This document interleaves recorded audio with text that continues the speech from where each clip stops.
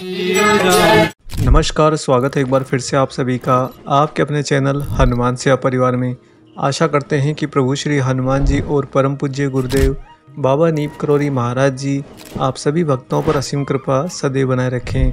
दोस्तों, आप लोगों ने कई कथाओं और जानकारियों में अनेक लोकों के बारे में सुना होगा, जैसे शिवलोक, विष्णुलोक, स्वर्गलोक, नरकलोक, भूलोक, पाताल लोक आदि आदि। परंतु कई बार आपके मन में शंका भी उत्पन्न हुई होगी कि क्या वास्तव में ये सब कुछ होते भी हैं या फिर सिर्फ ये बातें हैं। आज का ये अति खास वीडियो आप सभी भक्तों के लिए ये विशेष जानकारी लेकर आया है, जिसमें जिनको भी शंका होगी उनकी शंका का समाधान होगा और जिनको शंका नहीं उनको भक्ति रस का आनंद प्राप्त होगा। इस प्रश्न का उत्तर तो सिर्फ हाँ है। जी हाँ, सारे लोग यथावत विद्यमान हैं और सदा सदैव विद्यमान रहते हैं। और यहाँ इस छोटे से अदने से मानवीय जीवन में मनुष्य जिन शंकाओं को जन्म देता है और उसके बाद उन शंकाओं का उत्तर तलाशता है, पूर्ण सत्य तो ये है कि वह शंकाएं और उन शंकाओं का समाधान दोनों के दोनों ही एक प्रकट भ्रम के अंतर्गत आती है, जिसका तात्पर्य ये है कि ना तो हम यहाँ पर एक हैं और ना ही हमारा ये जीवन एकमात्र जीवन है। सत्य के प्रकाश में अगर देखा जाए तो वास्तव में हम एक नहीं अनेक होते हैं। यहाँ पर जो जीवन हम जी रहे होते हैं यह हमारी जीव आत्मा का यानी कि जीवा का बहुत ही छोटा सा सूक्ष्म अंश होता है और इसी सूक्ष्म अंश को चेतना के स्तर पर गतिमय करने के पश्चात मनुष्य इसकी विशालता, इसकी असीमितता को देख पाता है, समझ पाता है। हम सभी के प्रिय प्रभु श्री राम के द्वारा अनंत ब्रह्मांडों की यात्रा करते हुए उन्हीं की अनंत माया को भेदने के पश्चात महान काकभूषुंडी जी ने ये बात पूर्णतया स्पष्ट कर दी थी कि ना तो राम की माया एक है और ना ही यह धरती ब्रह्मांड एकमात्र एक है, अपितु सत्य में तो समांतर कालखंड में अनेक ब्रह्मांड हैं, अनेक ब्रह्मांड में अनेक धरतियां हैं, अनेक धरतियों पर हम सभी जीव आत्माएं अलग अलग अंश के अंदर सभी जगह पर विद्यमान रहते हैं। हाँ, सभी जगह जो मात्र एक रहता है और एक समान रहता है और एकमात्र रहता है वह है प्रभु श्री राम, जिनके अंतर्गत ये सब कुछ आता है। काकभूषुंडी जी की कही गई ये बातें दोस्तों मात्र सुनने लायक कहानी नहीं है, अपितु यह वास्तव में चेतना का सबसे गहराई वाला गूढ़ अस्तित्व है, जिसने इन बातों को ग्रहण करके समझ लिया और इन गूढ़ तत्वों को धारण कर लिया।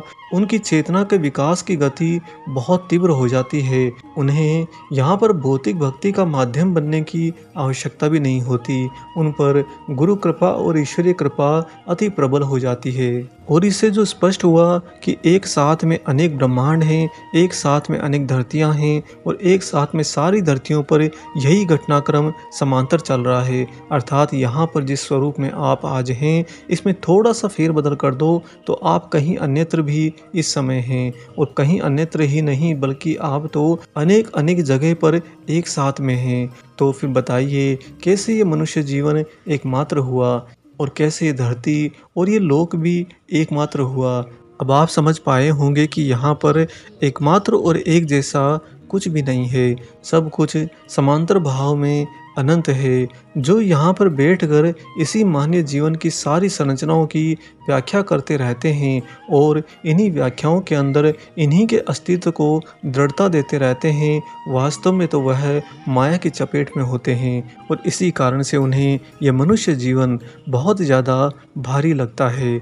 सत्य को जब आप देखना शुरू कर देंगे और उसके प्रकाश में उसके स्वरूप को धारण करना शुरू कर देंगे तो आपके लिए यह मानवीय जीवन मात्र एक क्षण से ज़्यादा कुछ नहीं रहेगा। और रही बात शिवलोक, विष्णु लोक, स्वर्ग लोक आदि लोकों की, तो ये भी पूर्णतया सत्य स्वरूप में विद्यमान है। महाराज जी की एक ऐसी घटना है दोस्तों जिसमें इन सारी शंकाओं का निचोड़ यानी कि सार आपको समझ में आ जाएगा।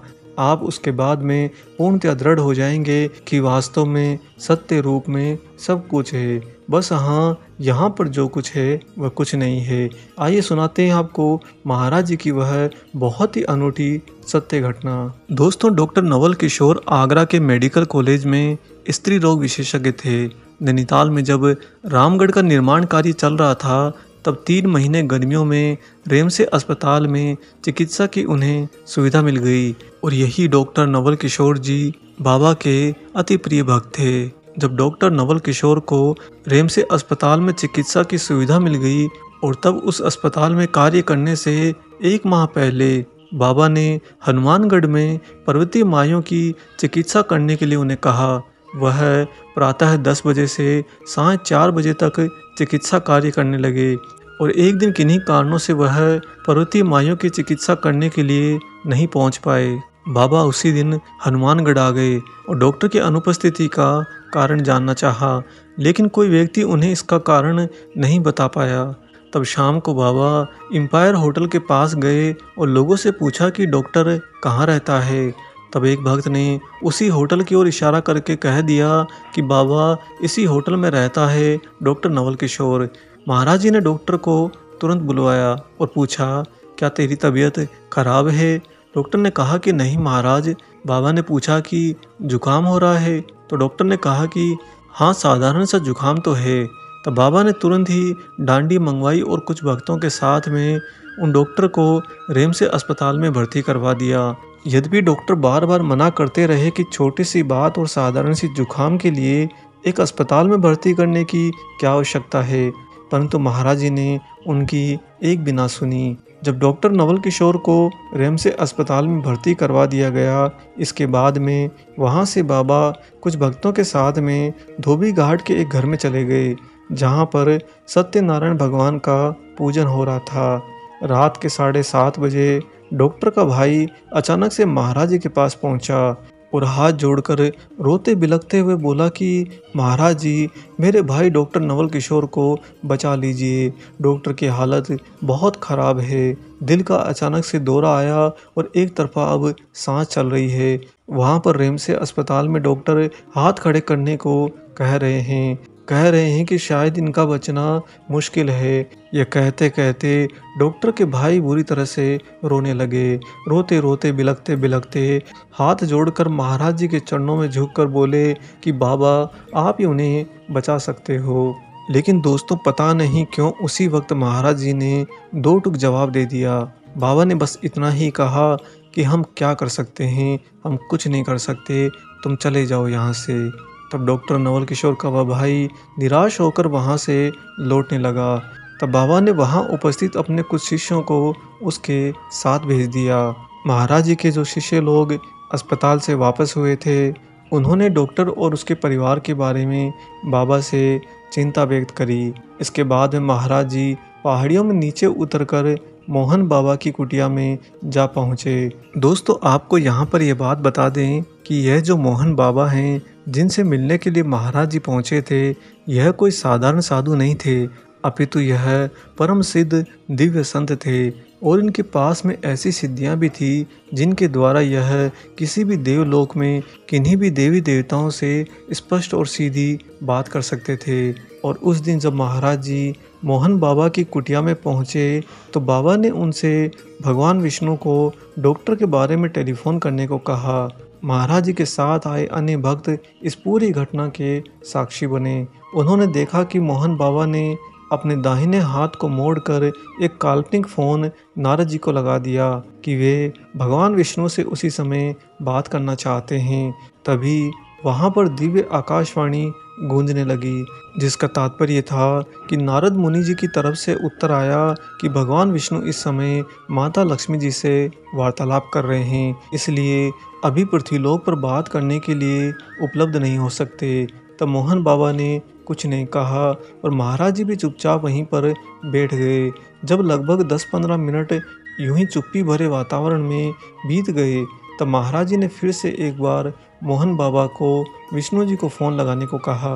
मोहन बाबा ने भी महाराज जी की बात मानते हुए तुरंत नारद जी को फिर से फ़ोन किया, लेकिन नारद जी ने जो बात कही वह स्पष्ट अन्य भक्तों को तो सुनाई दी ही थी, साथ में इस बार नारद मुनि मोहन बाबा पर ही चिल्लाते रहे, परंतु विष्णु जी से बातचीत करने की उन्होंने सहमति नहीं जताई। जब दूसरी बार भी किया गया यह अलौकिक प्रयास सफल नहीं हुआ तो महाराज जी ने आव देखा न ताव एकदम से खड़े हुए और जमीन पर आसन लगाए बैठे मोहन बाबा के बाल पकड़कर उन्हें ऊपर हवा में उठा लिया। महाराज जी के साथ आए अन्य भक्तगण तो ये दृश्य देखकर एकदम से सकते में आ गए कि यह सब कुछ क्या हो गया। बाबा ने कुछ क्षण तक मोहन बाबा को बालों से पकड़कर हवा में उठाए रखा। तभी असहनीय दर्द की पीड़ा को महसूस करते हुए मोहन बाबा ने हवा में हाथ उठाकर अपने ही प्रभु को पुकारना शुरू कर दिया। हे हरि हे विष्णु, हे हरि हे विष्णु पुकारने लगे। तभी महाराज जी ने एकदम से उन्हें छोड़ दिया और ज्यों ही मोहन बाबा धम से जमीन पर गिरे तो महाराज जी एकदम से बोल उठे, अब बच गया, अब बच गया। उस समय तो भक्तों को कुछ भी समझ में नहीं आया। उस समय तो सारे भक्तगण चूंकि घबरा उठे थे इस घटना को देखकर, अतः ना तो वे मोहन बाबा की बातों का पर्याय समझ पाए और ना ही महाराज जी की कही गई बात कि अब बच गया, अब बच गया, इसे समझ पाए। परंतु वहां से लौटते समय कुछ अन्य और बाकी के शिष्य जो डॉक्टर के भाई के साथ में रेमसे अस्पताल गए थे, वे सभी लौटते हुए रास्ते में उन्हें मिल गए। उन्होंने आते हुए बताया कि डॉक्टर के स्वास्थ्य में अचानक से सुधार होने लगा है। बाबा ने जब यह खबर सुनी तो वह अकेले ही कहीं अन्यत्र एकांत में चले गए। अगली सुबह कुछ लोग और जो रेमसे अस्पताल से लौट कर आए थे, उन्होंने आकर बाबा को यह सुखद सूचना दी कि डॉक्टर नवल किशोर की जान बच गई है। दोस्तों, तब जाकर महाराज जी के साथ गए उन भक्तों को उस पूरी घटना का पर्याय समझ में आया कि वास्तव में महाराज जी के कहने पर मोहन बाबा ने विष्णु जी को फ़ोन लगाया था, परंतु जब विष्णु जी की तरफ से या यूं कहिए कि मध्यांत करने वाले नारद मुनि जी की तरफ से विलम्ब होने लगा, तो महाराज जी को ये समझते देर न लगी कि काल उनके भक्त को लेकर जा सकता है। तभी कहते हैं ना कि प्रभु को अपने भक्त बहुत प्रिय होते हैं, इसलिए महाराज जी ने हरि यानी कि विष्णु जी के ही परम भक्त मोहन बाबा को बालों से पकड़कर हवा में उठा लिया। यह एक चंचल स्वभाव का प्रतीक है। हनुमान जी अपनी शक्तियों से ऐसा कई बार कर चुके हैं और वही स्वरूप यहाँ पर महाराज जी ने मानवीय लीला में किया। और साथ में जो ही बाबा को काल का संकेत मिला, बाबा ने तुरंत ही मोहन बाबा को छोड़ दिया, यह कहते हुए कि अब बच गया, अब बच गया। यह अब बच गया शब्द उनके परम भक्त डॉक्टर नवल किशोर के लिए थे। महाराज जी एक साथ में सारी दिशाओं में दिव्य दृष्टि जमाए रखते हैं। इस पूरी घटना को समझने के बाद में दो बातें स्पष्ट होती हैं।